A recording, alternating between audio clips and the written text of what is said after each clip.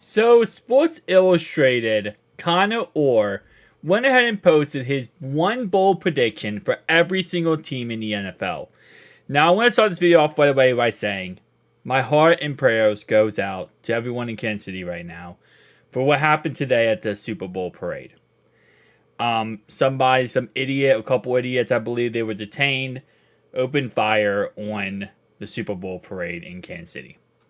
And again, my hearts and prayers go out to them. And I hope their families, I hope everyone at that parade ends up okay. And it's disgusting to see what happened today. Nonetheless, though, let's talk about football because that is that. And again, like I said, obviously, if you would like to read more about it, you can look it up on the news, and it's really bad. Nonetheless, though, let's go and talk about this. AFC North, Cleveland Browns. The Browns will be aggressive on the backup quarterback market. Is that because they think that Deshaun Watson's not going to be able to actually come back and play? I mean, obviously, listen, at the end of the day, they're going to lose Joe Flacco, right? And he's going to probably go somewhere else and get a huge contract. But then the question is,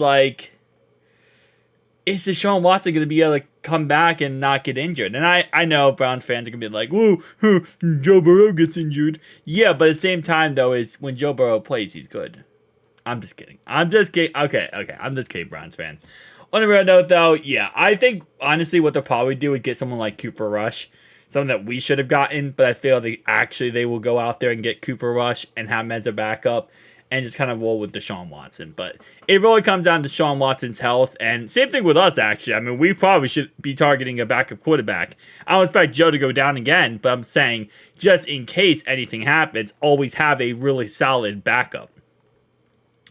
Pittsburgh Steelers. Ryan Tannehill starts at least 4 games for the Steelers. Yeah, so this is an interesting situation. So they just cut Mitchell Trubisky, right?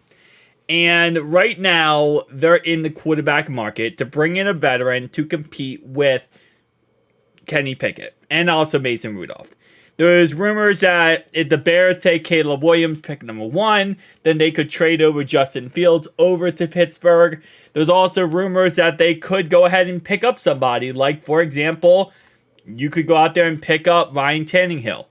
I don't think that this will happen, personally speaking wise. I don't think they're going to spend the money, especially with the low cap they have, to go out there and spend money on someone like Ryan Tannehill. I think he'll get a decent contract somewhere.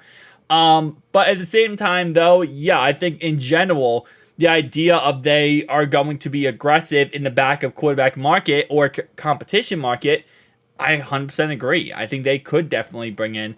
They've been very vocal about bringing in a veteran, but I could see them bringing in a guy who could be a starter. Not just a veteran to compete, an actual starting quarterback. For the Cincinnati Bengals, the Bengals will lead the league in total offense en route to the Super Bowl victory. Yup, they have us winning the Super Bowl where we beat the Detroit Lions in the Super Bowl. Man, if we play the Lions in the Super Bowl, everyone and their mother is going to be rooting against us. Because the fact it's the Lions. And I get it, because the Lions are the Lions. Everyone loves the Lions. Everyone's going to be rooting against us, and I love that. Because whenever people root against us, we do good. So this would be like the perfect scenario. It's also in Louisiana this year, the Super Bowl. Which obviously, where's that? LSU. Near LSU, so it's like perfect for Joe Burrow. He gets to go back home to where he was in college, play the Super Bowl, and potentially beat the Lions, which, again, like I said, that's going to be an interesting Super Bowl. Ravens. The Ravens draft another first-round wide receiver. This is actually not surprising at all. Rashad Bateman, in all honesty, is a bust. And I know Ravens fans would disagree with me, but the guy played 16 games this year, had 365 yards, and after coming off another year where he got hurt, I just don't think he really is the wide receiver 2 for you guys. Obviously, you have Zay Flowers, number 1, and then you have Odell Beckham, who might or might not return. That depends there. But outside of that, again, if Rashad Bateman's a bust, next guy you have on the list is Nelson Aguilar, Devin Duvernay. You don't really have another receiver. And if Mark Andrews has injuries or problems or setbacks, then you're going to have even more problems. So I definitely see them taking another wide receiver one, probably working with, Lamar to see which guy he wants. But there is a lot of different wide receiver ones in this upcoming draft, so I wouldn't be surprised. AFC South, Titans win 4 games or less. I highly am against this, and it's not just because Brian Callahan's a coach now, so I have some invested interest in like not rooting for them, but wanting to see them succeed in some way. But I mean I know they're gonna have their schedule looks pretty daunting, but even without Derrick Henry, they're still going to have their star receiver DeAndre Hopkins. Treylon Burks is still going to take another step up. They also have Westbrook. They also have a pretty solid defense no matter what. They have a really good offensive-minded coach in Brian Callahan. I think that Mayonnaise Man, Mayo Boy, is going to take another step forward. I really, and especially if they have a decent draft, especially with how the AFC South looks, I don't think they're going to only win 4 games. I think at worst, the Titans will probably be 7-9. 7-10. I think at best, they could be a playoff team. So, a wild card team. I don't agree with that. They could even win a division. I know the Texans are going to be better, and I know the Texans look really good right now. And I have a lot of faith that CJ Stroud is going to become one of the best quarterbacks in the NFL. But at the same time, no, I don't agree with this take. Indianapolis Colts. Anthony Richardson will win Comeback Player of the Year. Yeah, I agree with that. I don't really think that's too difficult. Especially with the fact he got hurt and, he'll come back, be fully healthy, play the whole entire year. Houston Texans. The Texans will not win more games than they did in 2023. Wow. This guy just really does not like the AFC South, does he? What did they go last year? I mean, actually, technically, what did they win? 10 games? Let me see. So the Texans last year, they went 10-7. Okay, that's not too crazy. I mean, another 10-win season, I think is probably realistic. Jacksonville misses the playoffs but finishes with a top 10 defense. Yeah, that's not surprising. I'm starting to think Trevor Lawrence is a bust. I'm sorry, Jags fans. I love T-Law, but T-Law might not be the guy. New York Jets. Okay, the Jets bring in either Devontae Adams or Mike Evans. I think this is what Aaron wants more than anything, and if you're going to bring in one of these two guys, you're going to bring in this guy. I think that initially had the Jets drafting off and tackle in the first round of my bold prediction, but that wouldn't necessarily be as bold. Yeah, it's not really that bold. I mean, the fact of them protecting Aaron Rodgers is probably one of the most easy predictions to make. The Miami Dolphins were bringing in a legitimate competition for Tua. See, I don't know how you would do that. And it's not like, oh, how do you sign a quarterback? No, I mean, like, the Miami Dolphins are either Tua Tagovailoa's team or bust. I feel like that's pretty much how it works. You bring in anybody else, it's either, if you bring someone else in and they're even somewhat decent and somewhat okay, then you gave up on Tua, get rid of them, and go somewhere else. I don't really feel like there's competition you can put against Tua. Because Tua, he's so inconsistently weird. Patriots. The Patriots will finish with the top 2 picks in the 2025 NFL Draft. So that means whoever they select at 3 will be a bust. Or they just will take a couple years to get going. That's not surprising. Especially with their division being so tough. Josh Allen win MVP. This is a popularity contest. Stop trying to make it like an actual skill thing to do. He'll probably will win MVP, and it'll probably be a popularity contest. Stop playing. AFC West, the Chiefs are going to redo Patrick Mahomes' contract. This is not a bold prediction. It's already been very clear that he's going to take less money so that he can get more players. That's very clear what he has been vocal about. The Raiders. The Raiders are going to bring in competition for Aiden O'Connell, and that quarterback name is Sam Darnold. I did say Cooper Rush was available at the beginning of this video, right?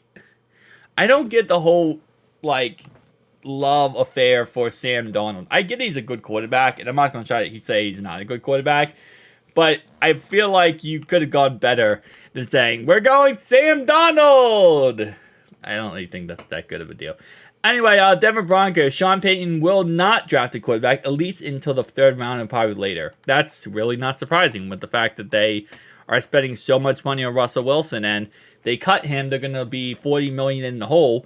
So, yeah, I would not be surprised if they just take a guy later on. The Chargers reach the playoffs and lose to John Harbaugh. Ooh, that's nasty. Especially because Jim Harbaugh lost to John in the Super Bowl. Detroit Lions, yeah, they go to the Super Bowl. They're going to lose the Super Bowl to us. Green Bay Packers. Packers will have 2 1,000-yard wide receivers. With how young the receiving core is, I would not be surprised if they develop into 1,000-yard seasons. 1,000-yard receivers. Minnesota Vikings. The Vikings will seriously consider trading Justin Jefferson. But to who and for what price? That's the question. Because he needs a new contract. Plus, it's going to be a lot of draft capital to trade for him. The Bears will pick 3 times in the top 20. Wow. Bears have 1 and 9 selections in the first round. Okay, so they're going to trade back in. That's actually not that crazy, then. The Bucks will be tied to a high-profile free agent coach before the end of the season. It's really not... Some of these are not really that bold. Bryce Young outplays the 2024 rookie class in a bounce-back campaign. Okay, so... Bryce Young, CJ Stroud... Can't think of all the other quarterbacks. I do not agree with that one. The Saints will have the division locked up within 3 weeks of Thanksgiving. It's the NFC South, bro. Everyone, no one's good in that division. Come on. The Falcons will finish 7-10. That's not bold. The Giants will generate some cap space and try to spend their way back into competition. That's not bold at all. That's what a lot of teams do. Cowboys will extend Dak Prescott, make him the highest paid quarterback in the NFL. That's going to be a mistake. Eagles will draft a quarterback high enough to raise eyebrows. They did that with Jalen Hurts. They literally did this exact same thing with Jalen Hurts when they took him in the second round. And people were like, wait, I thought Carson Wentz the quarterback. Commanders will either pick number 1 in the NFL draft or get Caleb Williams at number 2. So you're saying that Drake May is going to be the number 1 quarterback. Or Jaden Daniels. Interesting. 49ers will sign Kirko to a 2-year contract extension. Ooh, Brock Purdy is done. That's kind of interesting. LA will lose the Lions in the AFC Championship game. Interesting. Mike McDonald will bring at least 2 Ravens defenders with him to Seattle.